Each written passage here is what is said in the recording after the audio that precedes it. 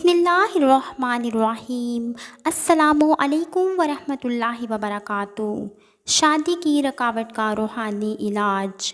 جن لڑکیوں کی شادی نہ ہوتی ہو یا منگنی ہو کر ٹوٹ جاتی ہو تو وہ نماز فجر کے بعد یا ذوالجلال والاکرام 312 بار پڑھ کر اپنے لیے نیک رشتہ ملنے کی دعا کریں۔ انشاءاللہ تعالی بہت جلد شادی ہوگی اور اس وظیفے کی برکت سے خاوند بھی نیک ملے گا۔